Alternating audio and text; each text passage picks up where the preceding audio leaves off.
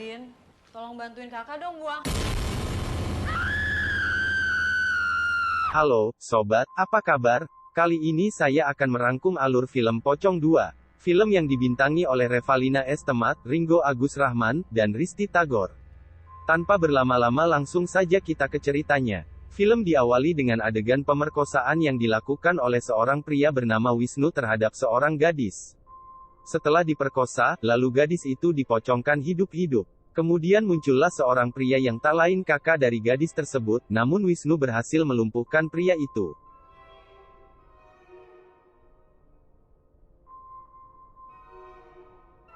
Lalu scene maju 4 tahun setelah itu, di mana kita diperlihatkan seorang asisten dosen bernama Maya yang digoda oleh seorang mahasiswa.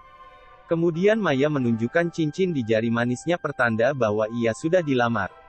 Di parkiran, tunangan Maya bernama Adam mengantar Maya yang akan mencari tempat tinggal untuk Maya dan adiknya yang bernama Andin.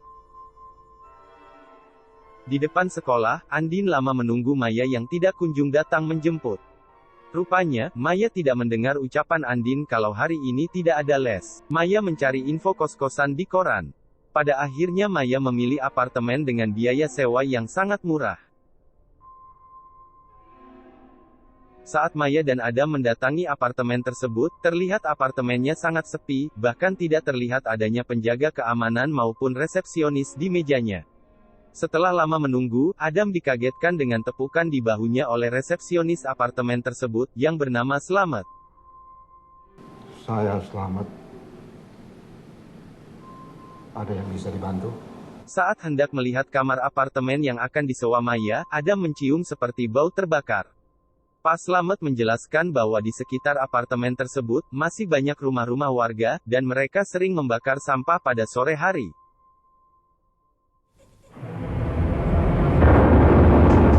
Maya memanggil Adam yang lagi boker, untuk segera menjemput Andin di sekolah. Setibanya di gerbang sekolah, Maya tidak melihat Andin di sana. Kesal karena lama menunggu jemputan, Andin mendamprat Maya dan Adam. Makanya, jangan pacaran mulu. Saat pindahan rumah, Maya dibantu Adam dan Pak Slamet. Sedangkan Andin melengos begitu saja tanpa membantu, dan malah santuy merokok di tangga. Maya berjanji walaupun nanti menikah dengan Adam, Maya tidak akan meninggalkan Andin. Andin hanya menyaut, Coba jemput gue aja dulu tepat waktu. Baru boleh bikin janji lain. Andin pun meninggalkan Maya. Tak berselang lama terdengar suara langkah kaki menuruni tangga, Maya mengira itu suara langkah kaki dari Andin. Din, tolong bantuin kakak dong buang. Dan ternyata cuma mimpi. Andin mengintip Wisnu yang sedang olahraga skipping. Ia senang karena ternyata ada tetangga dekat kamarnya. Malamnya, Andin menunggu Maya tidur, ia mencuri waktu untuk pergi ke diskotik bersama teman-temannya. Di antar temannya, Andin pulang dalam keadaan mabuk. Ya dong, asik kan? Ketika berjalan menaiki tangga, Andin mendengar suara derap kaki seperti berjalan ke arahnya, namun hanya suara saja. Andin pun ketakutan hingga berlari dan muncullah sosok berkain putih bermuka gosong. Andin berlari dan berteriak histeris saat lagi-lagi yang dijumpainya sosok pocong, hingga akhirnya Andin menabrak Maya yang keluar kamar karena mendengar Andin berteriak-teriak.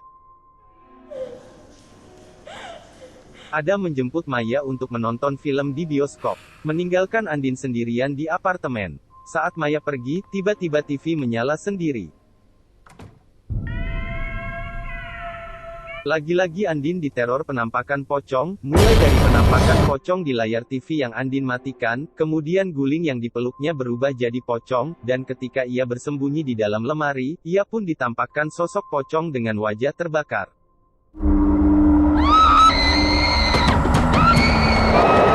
Pulang dari menonton film di bioskop, Maya tak menemukan Andin di kamarnya. Ia mendengar suara Andin di dalam lemari, dan mendapatinya dalam keadaan depresi berat. Saat sedang merangkum nilai hasil ujian mahasiswanya, Maya mencari informasi tentang pocong di Google. Akibat depresi yang dialami Andin, Maya jadi sering melamun di kampus. Ia sempat curhat kepada dosen mengenai masalahnya. Dua mahasiswanya yang bernama Doni dan Tio menguping pembicaraan Maya dan dosen. Mereka berniat membantu masalah Maya dan mengajak ke paranormal. Singkat cerita, untuk mengetahui bahaya yang mengintai Andin, mata batin Maya dibuka agar lebih sensitif.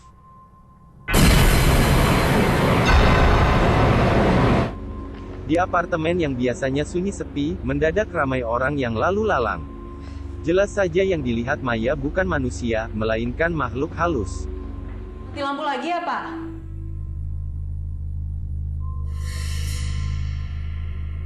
Maya menegur Andin yang masuk ke rumah tetangga yang tak dikenalnya. Namun Andin membela diri, karena tetangganya percaya kepada Andin mengenai cerita tentang pocong di apartemen tersebut, daripada Maya. Tapi dia percaya sama semua cerita gue. Kakak percaya? Setelah tadi melihat makhluk halus di lobi apartemen, Maya akhirnya percaya dengan cerita Andin. Malamnya Maya diganggu suara-suara gaib, dan menantang mereka untuk menampakkan wujudnya. Tak berselang lama, pintu kamar apartemen Maya diketuk. Rupanya, Adam yang datang. Adam menawarkan diri memijat Maya yang kelihatannya kecapean, malah nyosor mencium leher Maya.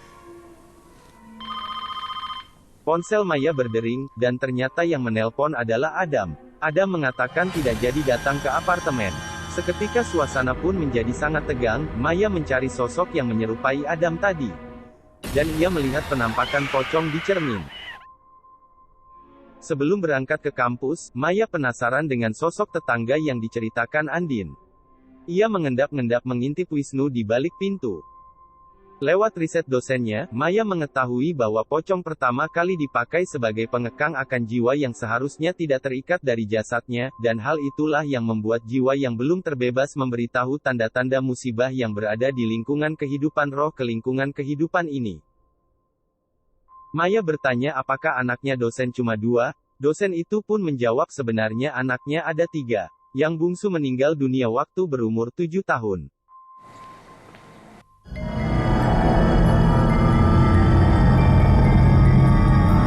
Saat Maya sedang mandi, tiba-tiba listrik mati.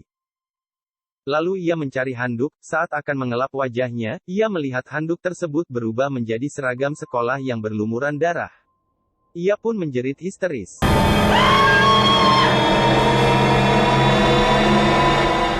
Maya membangunkan Andin yang sedang tidur, dan menanyakan, apakah seragam yang digenggam Maya punya Andin? Tiba-tiba seragam yang digenggam Maya berubah menjadi handuk. Karena penasaran dengan seragam yang berdarah tadi, Maya mengecek seragam Andin. Dan ia mendapati seragam Andin, tidak ada bed di lengan kanannya, seperti seragam yang berlumuran darah tadi. Andin memberitahu Maya, bahwa sudah 3 tahun lalu seragam sekolahnya tidak lagi memakai bed di lengan kanannya. Maya mendatangi sekolah Andin, untuk mencari informasi lebih dalam lagi soal seragam yang berlumuran darah. Ia menduga di sekolah itu, ada siswa yang meninggalnya tidak wajar, sekitar 4-6 tahun lalu. Guru yang ditanya Maya membenarkan soal adanya siswa yang meninggalnya tidak wajar. Siswa itu bernama Rahma Riyadi. Rumahnya dibakar, dan seluruh keluarganya meninggal dunia, kecuali 1 orang, yaitu Wisnu kakaknya Rahma.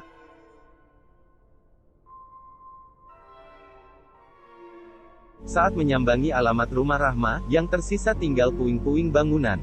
Di sana, Maya bertanya kepada salah seorang warga, yang akhirnya membawa Maya ke alamat mantan pegawai Pak Sugeng, bernama Pak Darno. Pak Darno menceritakan, keluarga Pak Sugeng sangat baik terutama Rahma. Wisnu, kakaknya Rahma, sangat terpukul atas kematian Rahma. Ia merasa gagal menjaga Rahma. Lanjut Pak Darno, Wisnu mencari-cari alamat rumah Rustam, untuk balas dendam, karena mantan pegawai Pak Sugeng itulah, yang membakar ruko Pak Sugeng.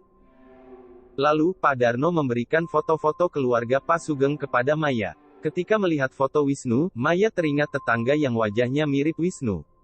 Kemudian ketika melihat foto Pak Sugeng, Maya bertanya kepada Pak Darno, apa Pak Sugeng sudah almarhum? Karena Pak Sugeng wajahnya mirip dengan Pak Slamet, pengurus apartemen yang disewanya. Pak Darno menjelaskan Pak Sugeng meninggal terbakar bersama rukonya. Mengenai nama Sugeng dan Slamet, dalam bahasa Jawa artinya sama. Menyadari adiknya dalam bahaya, Maya memacu mobilnya menuju apartemen, dan menelpon Adam agar segera datang ke apartemennya.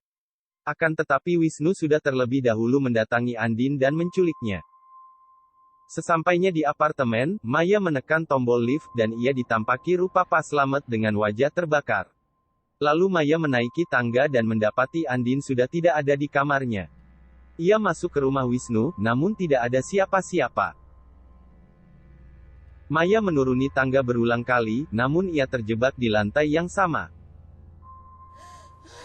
Maya yang putus asa, terperangkap dalam kegelapan, dan menyadari, dirinya tengah berada di hutan.